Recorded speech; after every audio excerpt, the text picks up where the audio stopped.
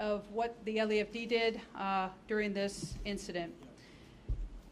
At 12:22 a.m. on November 11th, 2023, the Los Angeles City Fire Department responded to a reported rubbish fire in the 1700 block of East 14th Street in downtown Los Angeles.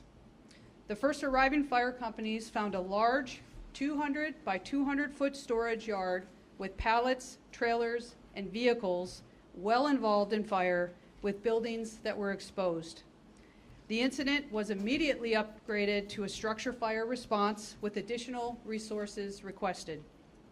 As firefighters established their hose lines in heavy streams, wind pushed the heat and the flames under the freeway and across the street, igniting a secondary storage yard. The span of the incident covered nearly 8 acres, requiring us to transition into a major emergency structure fire or incident with 26 additional fire resources. Over the next several hours, our LAFD firefighters battled on multiple fronts. Due to the volume of fire under the freeway, they had limited access and faced many, many challenges so that we could effectively hit the blaze. Meanwhile, our crews simultaneously defended 3 different commercial occupancies that were threatened by fire. Our LAFD firefighters also had to work around downed high-tension wires when they fell across the street from 14th Street, potentially energizing the water flowing into the gutter. The large quantities of fire being pulled from all of the surrounding fire hydrants affected the supply. We thank the Los Angeles Department of Water and Power, who responded and assisted both by increasing the pressure to ensure adequate water supply was available, and they also assisted us with de-energizing the downed power lines.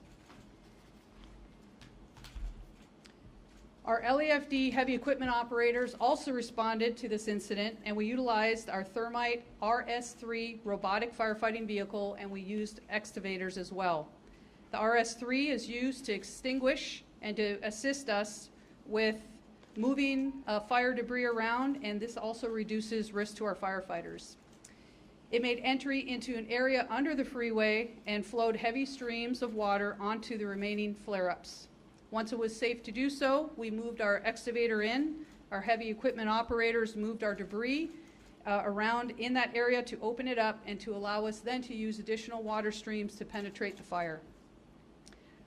Less than 3 hours into the incident, the bulk of the fire was extinguished, and however, there were still pockets of fire that required extensive operations in dangerous conditions.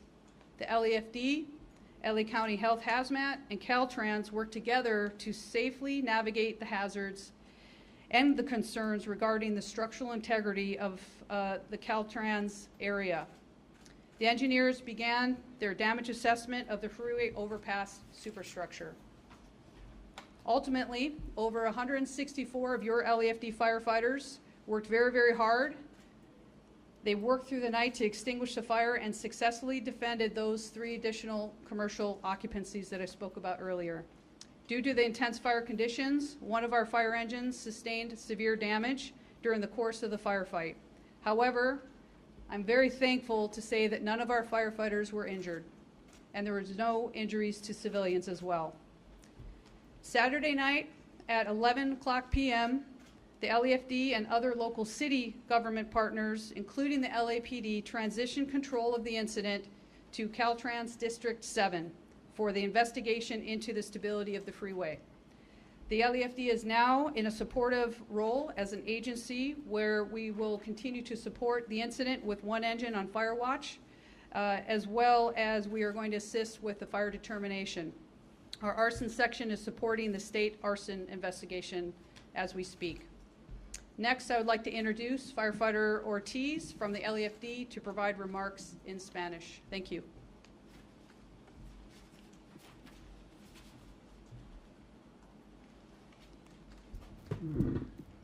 Buenas tardes, mi nombre es David Ortiz, DAVID ORTIZ, vocero con el Departamento de Bomberos de la Ciudad de Los Ángeles.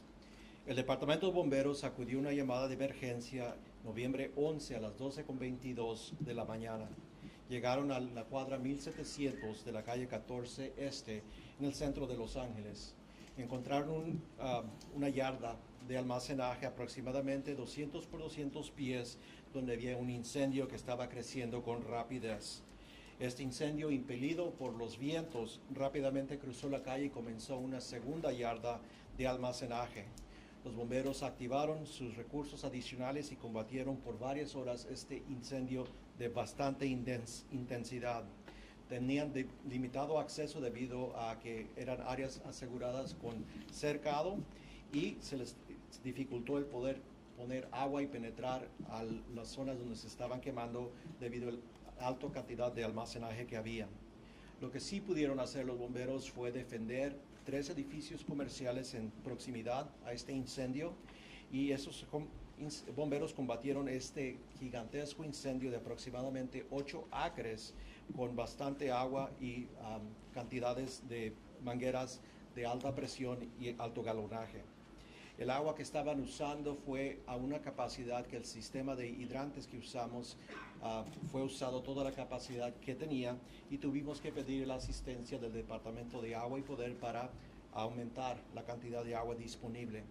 También usamos equipo especializado como el robot, bombero robot, y también un excavador para desmenuzar los diferentes artículos que se estaban quemando y que estaban derritiéndose.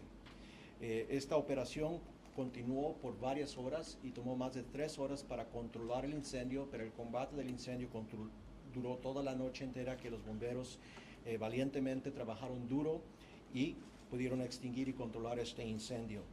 Las operaciones continuaron, pero debido a la cantidad de incendio que ocurrió, tuvimos que manejar el incidente con peligro, ya que la estructura de la autopista estaba en cuestión si había un peligro para personas trabajar debajo del puente. Por esa razón, el Departamento de Bomberos con el Departamento de Salubridad y Sustancias Peligrosas y la Agencia Estatal de Transporte, Caltrans, trabajaron en conjunto para navegar estos peligros y trajimos ingenieros del estado de Caltrans para hacer un asesoramiento de las columnas que hay debajo de los puentes. Más de 164 bomberos trabajaron toda la noche para extinguir este incendio y, como dije, pudieron defender 3 edificios salvándolos. No se reportaron lesiones a bomberos, pero sí hubo daños extensos a una de nuestra bombera. El sábado a las 10 de la noche, el Departamento de Bomberos transicionó el manejo de este incidente al Estado, la agencia Caltrans, y nosotros los apoyamos manteniendo una bombera para patrullar el área y asegurar que no habían nuevos incendios. La investigación en cuanto a lo que ocurrió está siendo manejado por el Estado y el Departamento de Bomberos de Los Ángeles está apoyándolos con personal. Ahora me gustaría introducir al asistente jefe Doug Young de la Policía de Patrulla de Caminos. Good afternoon, everyone. My name is Doug Young. I'm an Assistant Chief with the California Highway Patrol. I want to just take a few minutes to acknowledge the Los Angeles Fire Department and Los Angeles Police Department for their heroic work in the initial hours of this incident. I want to take a few minutes to discuss with you the traffic impact that this is going to have. The location where this incident occurred is on the Interstate 10 or underneath the Interstate 10 between Santa Fe and Alameda Street, right at the west edge of the East LA interchange. And the I-10 in this location is one of the largest arteries going into and out of downtown Los Angeles. This incident is going to immediately affect southbound and northbound Interstate 5, or State Route 60, and the US 101, in addition to the 10 here on the east end. Closures, we initiated closures on the day of the event, but we're going to have long-term closures, and they're going to be on eastbound 10, diverting people off at Alameda Street. When you travel westbound on State Route 60, you're going to be diverted to northbound 5 or northbound US 101. If you're coming southbound on the 5, you're going to be diverted. You're going to be allowed to go westbound on the 10, but you're going to have to get off at the first exit, which is Santa Fe Mateo. And if you're going northbound on the 5, you're going to have to exit you're going to have to divert to US 101 northbound. We're going to be in long-term, we're going to be working with Caltrans and CAL FIRE for the long-term management of this incident, and we will provide daily updates and regular updates to you with regard to if the closures change. That is about it for now. I'd like to next bring up City Deputy of Transit Traffic Update, Lauren Rubio Conejo. Good afternoon. My name is Laura Rubio Cornejo. I'm the General Manager for the Los Angeles Department of Transportation. In the immediate aftermath of the fire, LADOT deployed resources to address and alleviate what we are expecting to be a significant traffic impact to our region. Traffic officers have been on location in the affected area since yesterday morning to provide real-time response and guidance to drivers. It is critical that drivers in the area exercise patience and heed traffic officer instructions. LADOT engineers with our Advanced Transportation Systems and Coordination Center, otherwise known as ATSAC, are making real-time adjustment to signals on surface streets in an effort to minimize congestion in the affected area and to keep traffic moving. Our Special Traffic Operations personnel are working in close coordination with ATSAC and Caltrans to establish dedicated detours on surface streets. These detours may shift as conditions change, but here are the primary instructions for drivers. If you are driving on the freeway through downtown, we ask that you do not exit the freeway onto surface streets to bypass the affected area. Instead, drivers on the 10 are advised to transfer between the 110, 101, and 5 freeways if going eastbound, and the reverse from the 5, the 101, the 110 if going westbound to avoid the affected area. If your destination is within downtown Los Angeles, I strongly encourage Angelinos to consider taking transit options, particularly Metro Rail as a way to avoid any of the closures and traffic impacts. You can plan a trip using Metro's Trip Planner at metro.net or simply searching Metro Trip Planner on your web browser. If you must drive into downtown, the primary exit and entrance to downtown Los Angeles from and to the east will be on 7th Street. Traffic from and to the west should exit from or to the 110 freeway to get access to the 10 to the west of downtown Los Angeles. Once on surface streets, please heed signs and traffic officer instructions, plan ahead, and please keep posted as we expect to have a more detailed local street detour plan. Our primary goal in this effort is to ensure that the continued operation and safe movement of our streets, Angelinos businesses, and people traveling through the area. We appreciate everyone's cooperation as teams work to address the damage, make repairs, and keep Los Angeles moving. I will now share these comments in Spanish. Buenas tardes, mi nombre es Laura Rubio Cornejo, gerente general del Departamento de Transporte de la Ciudad de Los Ángeles. Inmediatamente después del incendio, LADOT desplegó recursos para abordar y aliviar lo que esperamos que sean impactos significativos en el tráfico de nuestra región. Desde ayer en la mañana, oficiales de tránsito han estado en el área afectada para proporcionar a los conductores orientación y respuestas en tiempo real.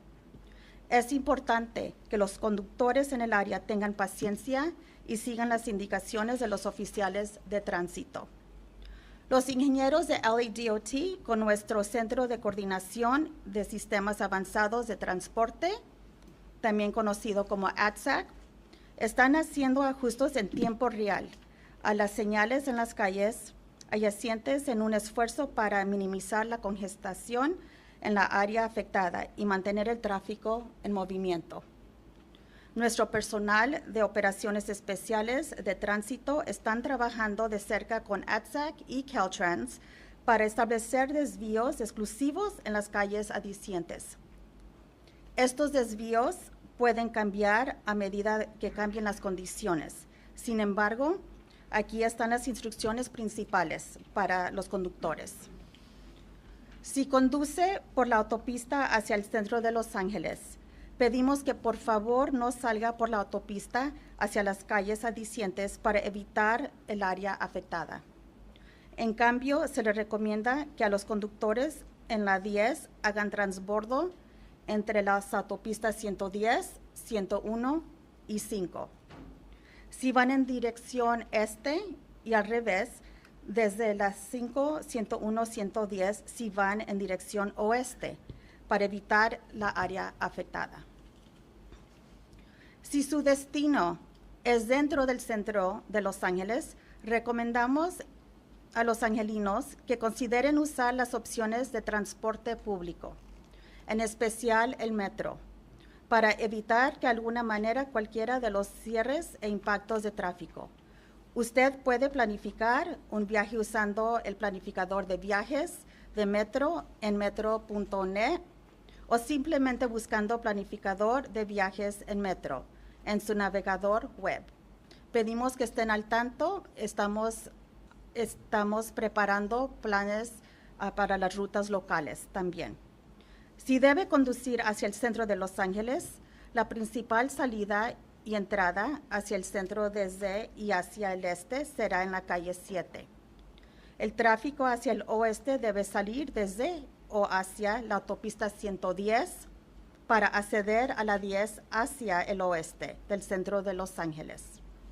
Una vez en las calles adyacentes, por favor siga las señales e indicaciones de los oficiales de tránsito.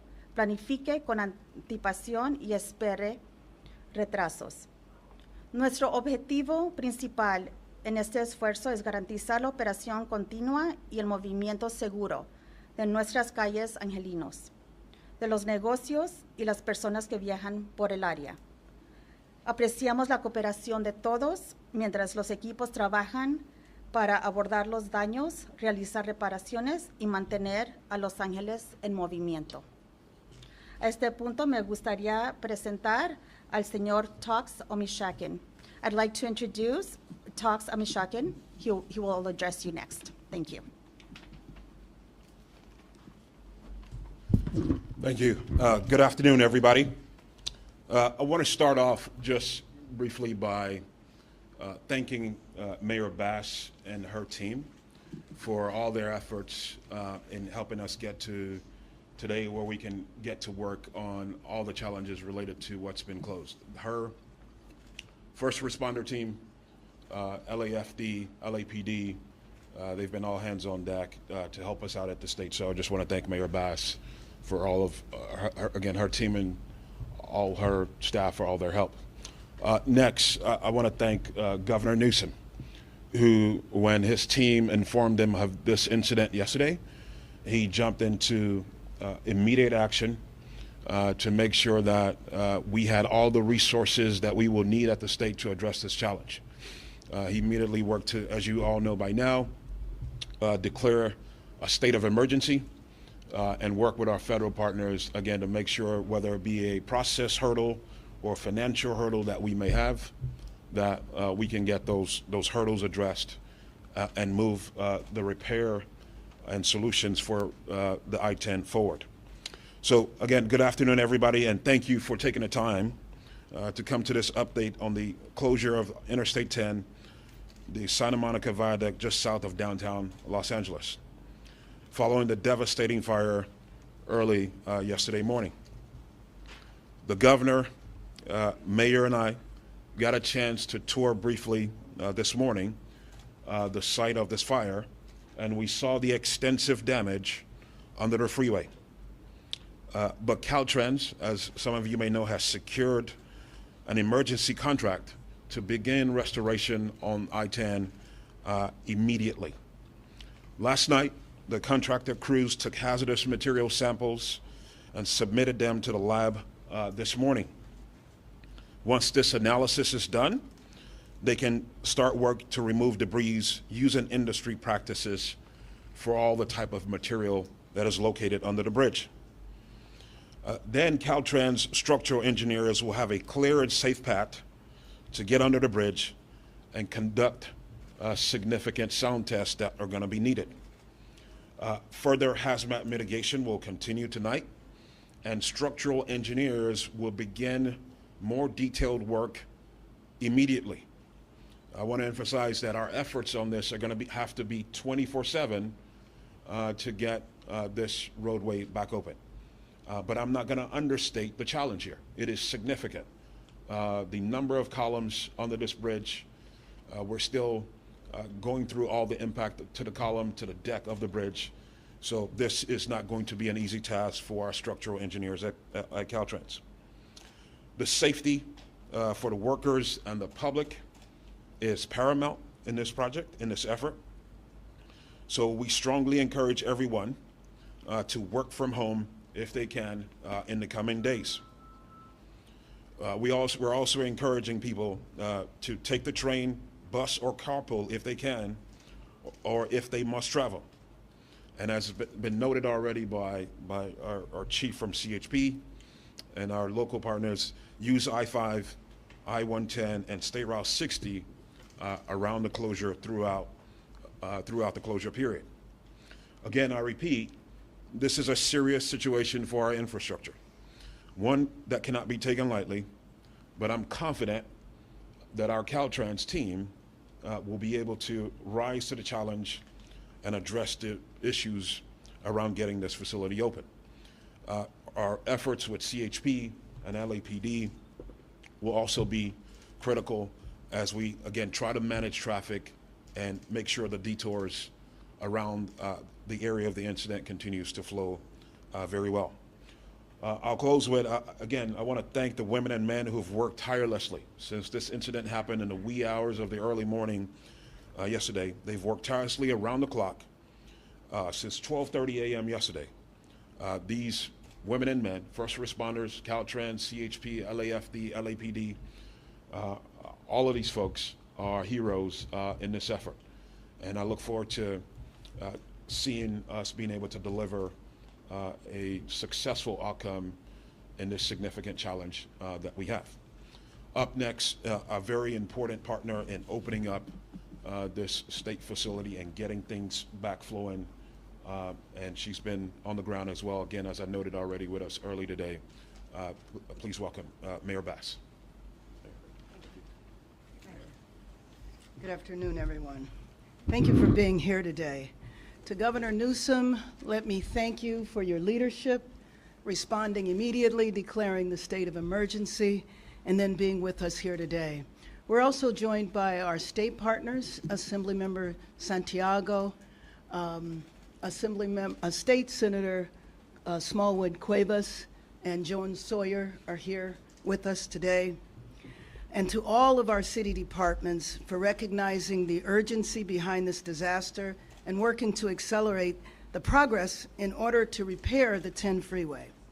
Last evening, Secretary Buttigieg called and wanted me to assure the people of Los Angeles that the White House stands with us as we work to rebuild, and they have committed to ensure us that there will be no obstacle that stands in our way. So our strategy is three-pronged. Number one, ensuring that there is a plan for Angelenos who commute or live by this incident. Number two, working to get the 10 freeway up and running again as fast as possible.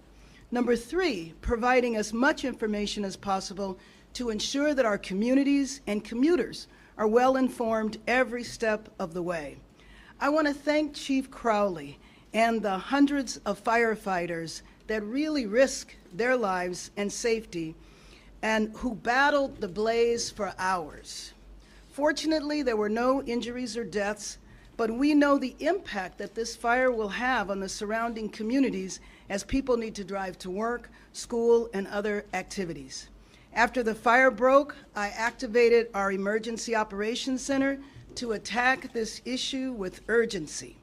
On Saturday, I directed all city departments to immediately plan for how to address increased traffic due to this closure, to best mitigate the impact on Angelenos, and we will continue to urgently coordinate with our state partners to resolve this issue for not only the millions who use this freeway and the adjacent freeways, but also to those who live and work in the surrounding areas.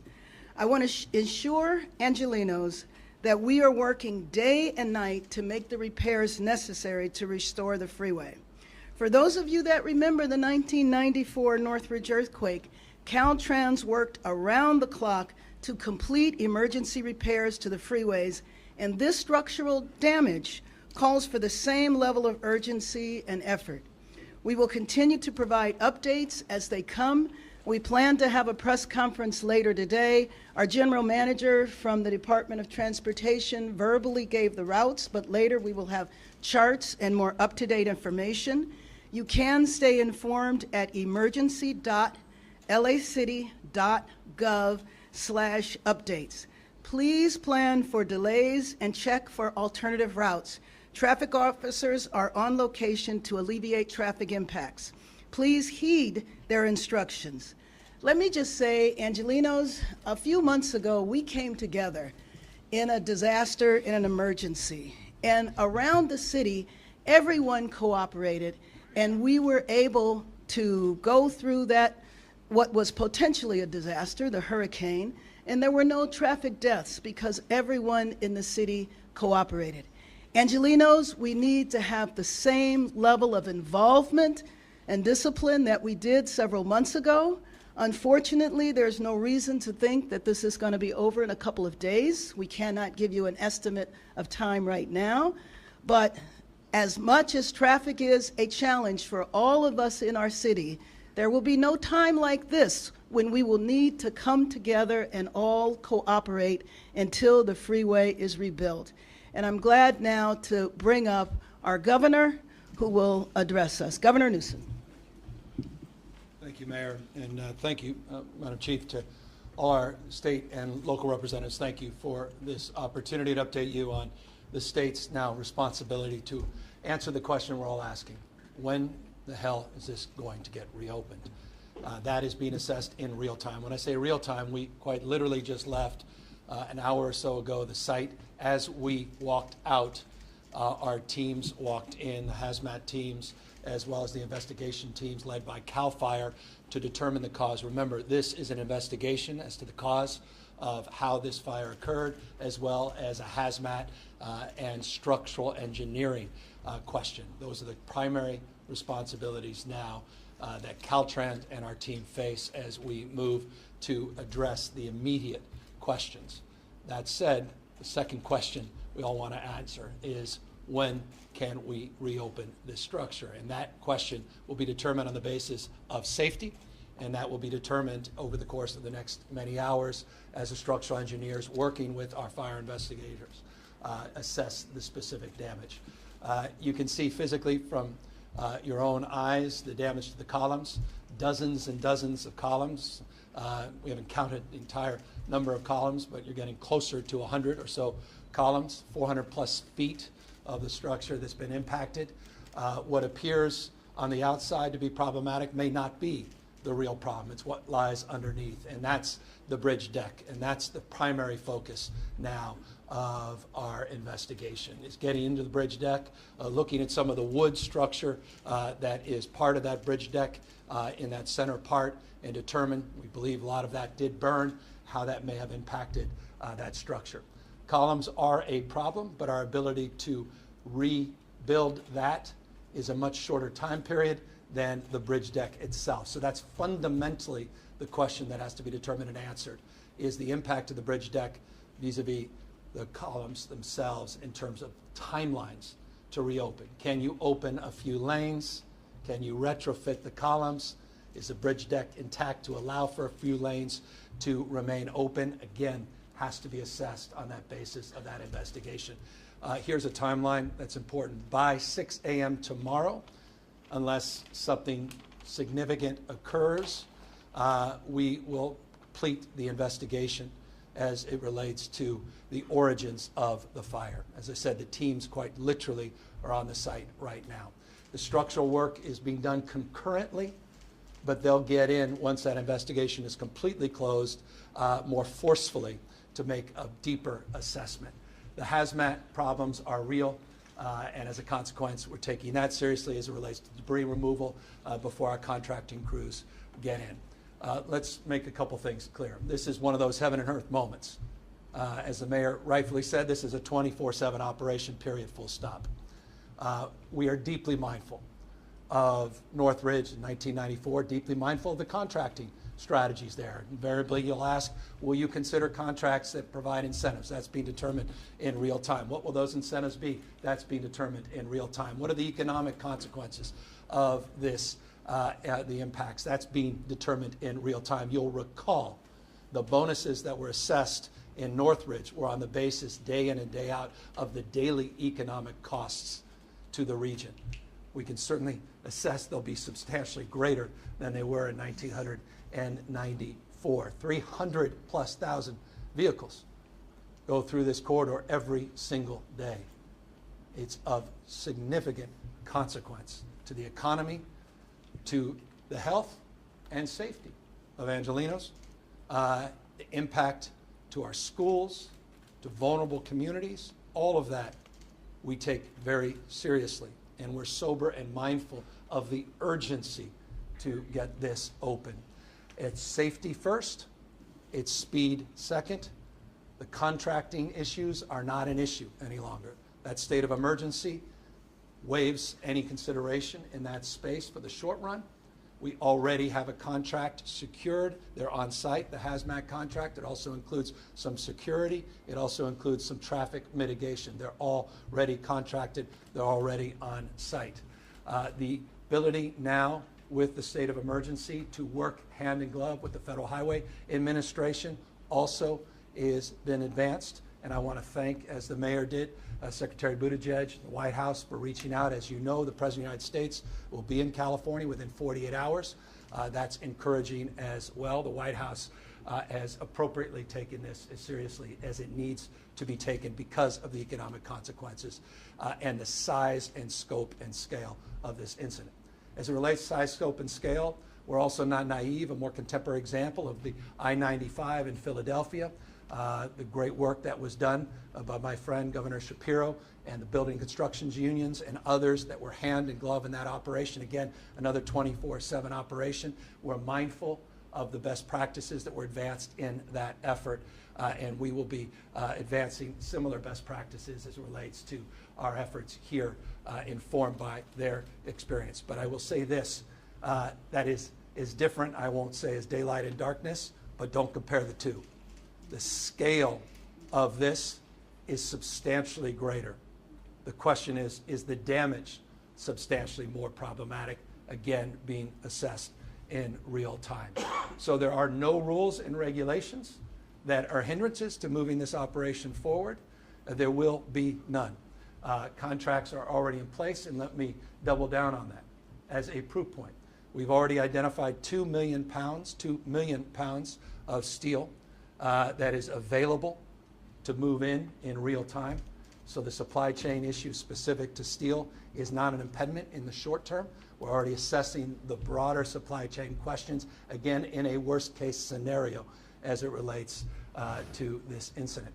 And finally, on the incident itself, I am intimately familiar with this site. Some of you may know that as well because you were with us when we did a large-scale encampment cleanup right on this site in August of last year.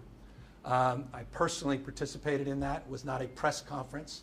We were there actually doing the work of cleaning up this site. Thousands of sites across this state in the last year and a half have been prioritized with Caltrans. I am very mindful of the thousands that remain to be cleaned up all across this state. But as you know well from the multiple times we've been down here, we invested $750 million in partnership with the legislative leaders here on encampment cleanup grants, working with the cities and counties and taking direct responsibility with Caltrans.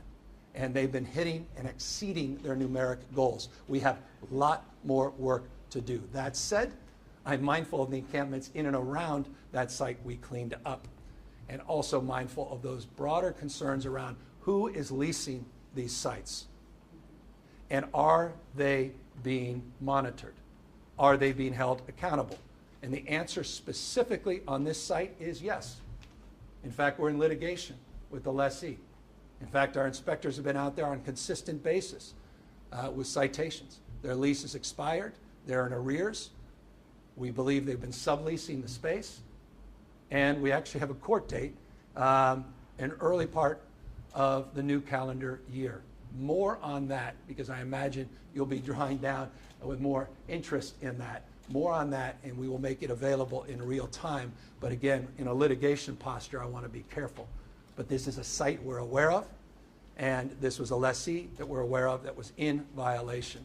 The issues around encampments in this area, again, for over a year have been focused of a priority, recognizing there's still a lot of work in and around that area to address other encampments, large and small. So again, across the spectrum, top priority, all of government approach, nothing more important, period, full stop. Let me make this crystal clear.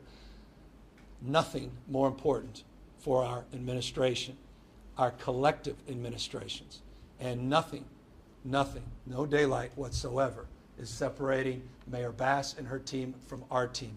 The answer is yes. I don't even care what the question is.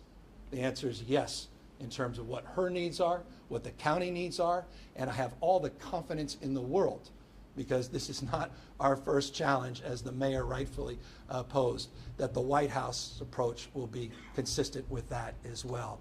So 24/7, 7 days a week until this gets done, but please, please give us the opportunity to get this investigation done, which will be done by 6 a.m. tomorrow morning, potentially earlier. As soon as is, we will announce whatever appropriately can be announced under the circumstances. We will provide you in real time more information on the lessee and the investigations and the litigation posture, and we will let you know more about the emergency contracts and let you know more about the contracting provisions that we will advance in the medium and long term. And yes, you'll be told on a consistent basis by a team of experts the routes and the rerouting and the logistical challenges in this city and around the region. But again, I couldn't be more pleased to be here again with you, Madam Mayor, and my confidence is high in our capacity to deliver on the expectation and address the anxiety of millions and millions that live in this region. With that, we're here to answer any questions. Governor Jacqueline, ABC News. Is this bridge on the verge of total collapse? We're going to determine that. There's a reason we didn't spend a lot of time underneath it. I flew over it earlier in the morning. We walked underneath it a few hours ago. It's being assessed in that respect. I mean, physically, you see what you see, and you've seen the photos right behind us. But again, it's what lies underneath that really matters. You could be misled by some of the cosmetic side of this, and we're just crossing our fingers, but I'm not naive that we have good news soon as opposed to more difficult news. But even the good news is going to be difficult logistically for all of you. Emily Valdez, KNX. Why is something as flammable as pallets being allowed to be stored underneath these bridges? That's all being assessed, and as I said, they're in violation of their lease. We're in litigation.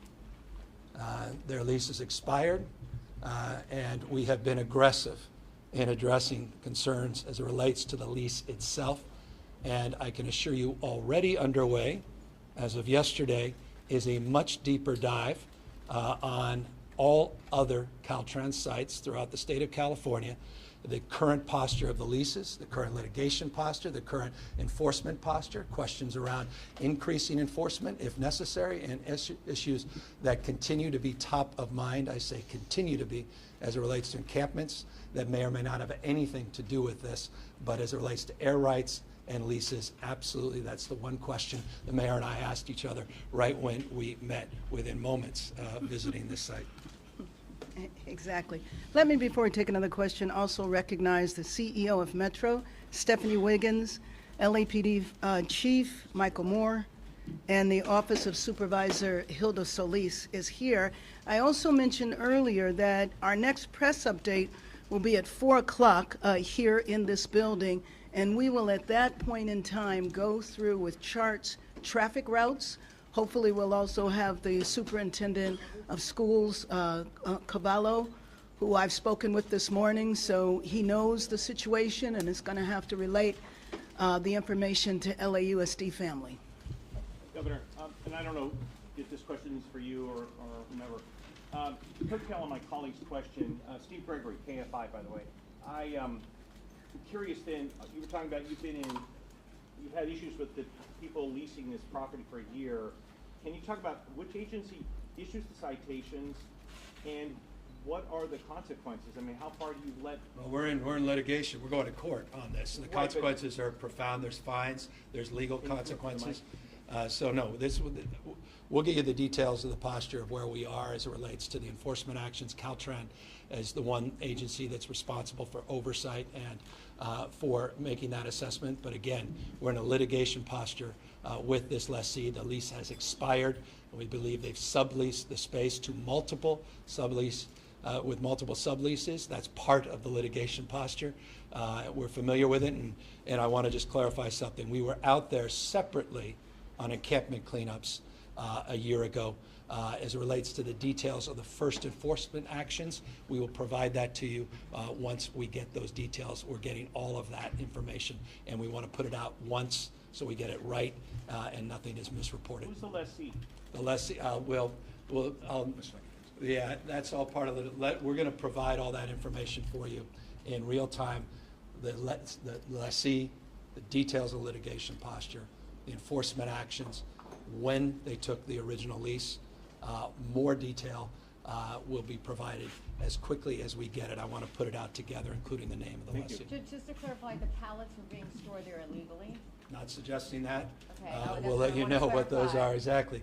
There's been violations, and we will provide the details of what those violations are on the basis of the litigation and basis of the fines.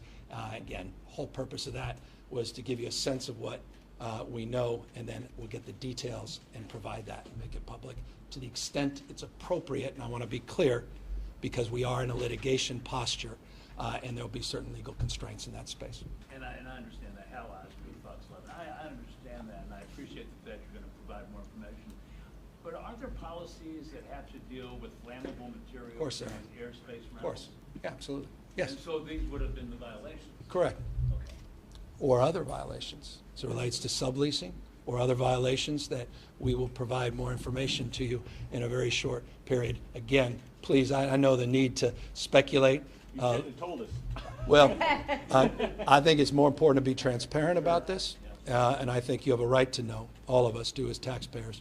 But I appreciate, nonetheless, your comment. What's the web with all the cars in one of those pictures? Or it looks like there's A lot of cars were stored there, many vehicles. Oh, Um, microphone. Yeah, oh, excuse me. Yeah, no, I mean, there was, you name it, we saw it stored on this site, including large amount of oranges and other agricultural products, cars. I mean, again, all of that is being assessed, part of the investigation. Folks are in the real time. They're not going to start the bulldozing outside of what the firefighters heroically had to do. And again, thank you, Chief, for what an extraordinary job they did, losing an engine. That's not easy, and thank you to Engine 17 and their crew for their heroism on Veterans Day, nonetheless. Mindful of that, and also mindful that we are aware of no lives, aware at this moment, no lives were lost in this incident. At the time of the fire, did you know if anyone was living under the overpass? All that's being determined, certainly next to it and near it. That's not even in question. Again, that's based on intimate familiarity with this site, not just on the basis of the mayor and I walking around and seeing other encampments in and around the site. Is there any? Clean up the encampments surrounding the site. Well, needless to say, the people evacuated. And I will tell you that the people that we contacted yesterday, last night, and today are now being housed. Okay, how many people? The last count I heard was 16, but it's possible that there's more because LASA and Inside Safe are there right now.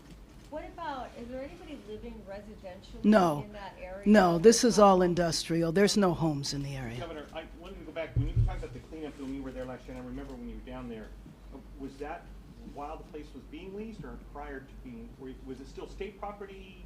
No, this is adjacent to the Adjacent, lease okay. site. Yes. Yeah, got it. Yeah, go into clarify. Yeah, thank you. Gary Johnson, KCBS, KCAL. In retrospect, would it be better if the state didn't lease underneath concrete elevated freeways just because of what fire can do to concrete bridges?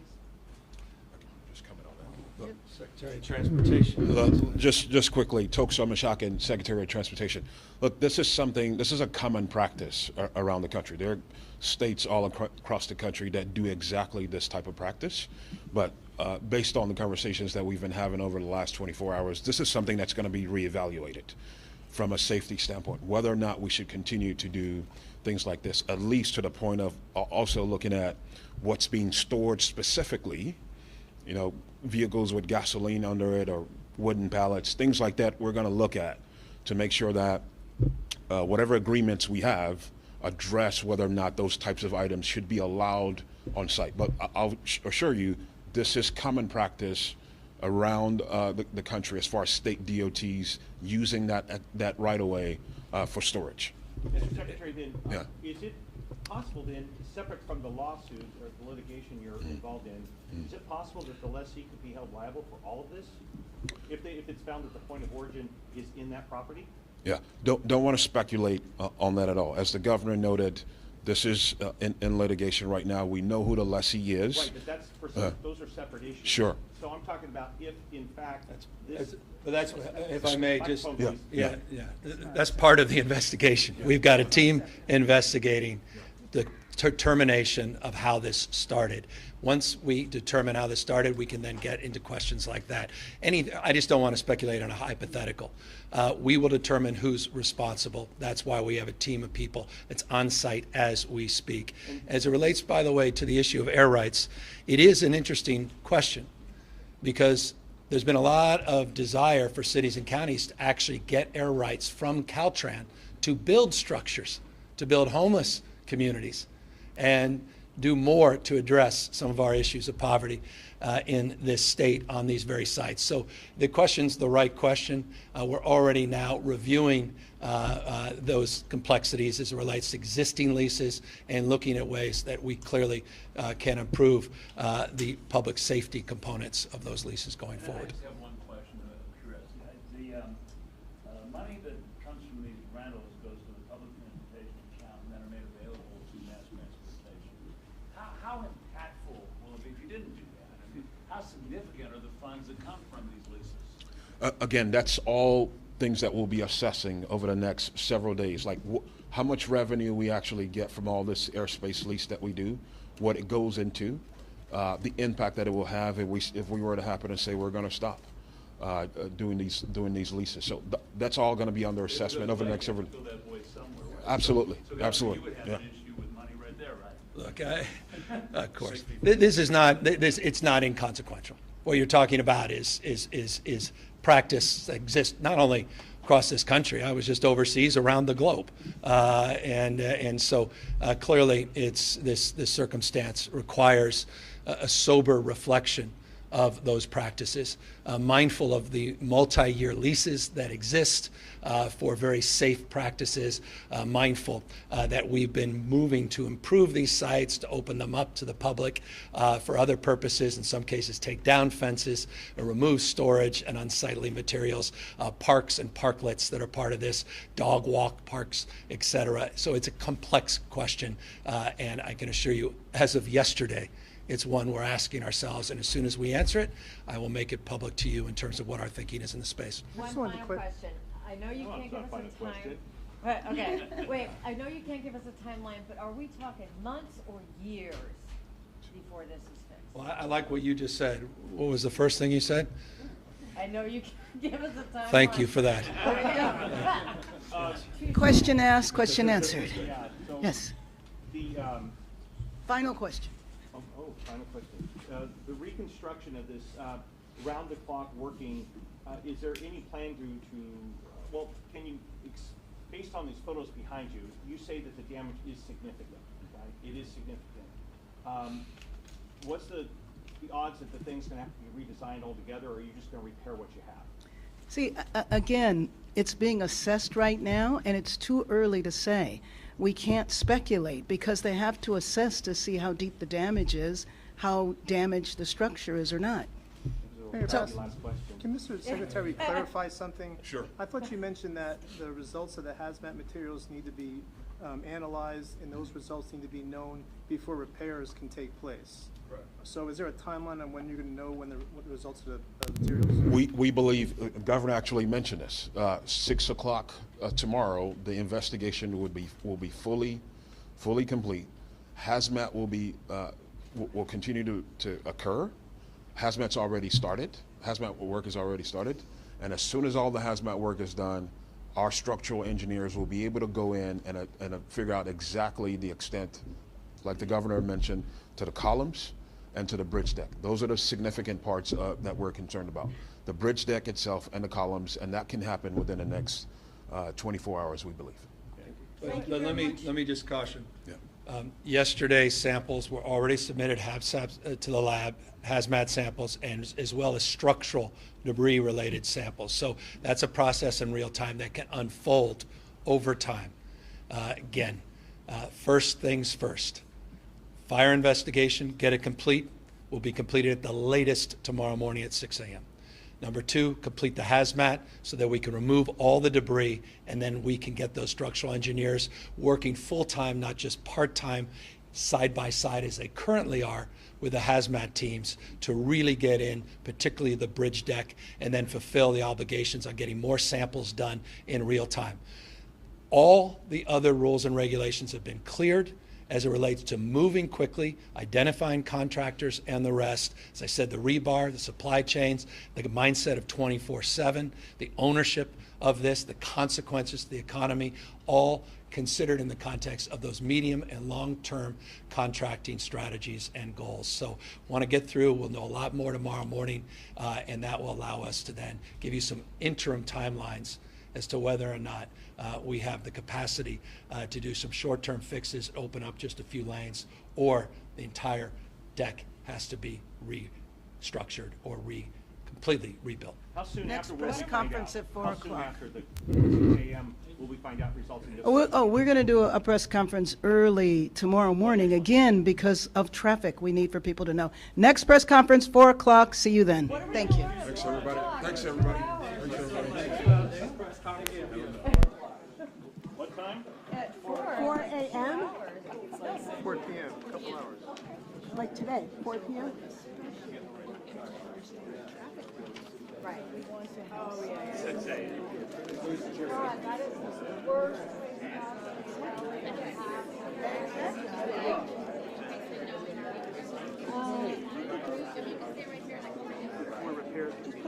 That was a really good last question. You know what? My question is, what happened, to be honest with you?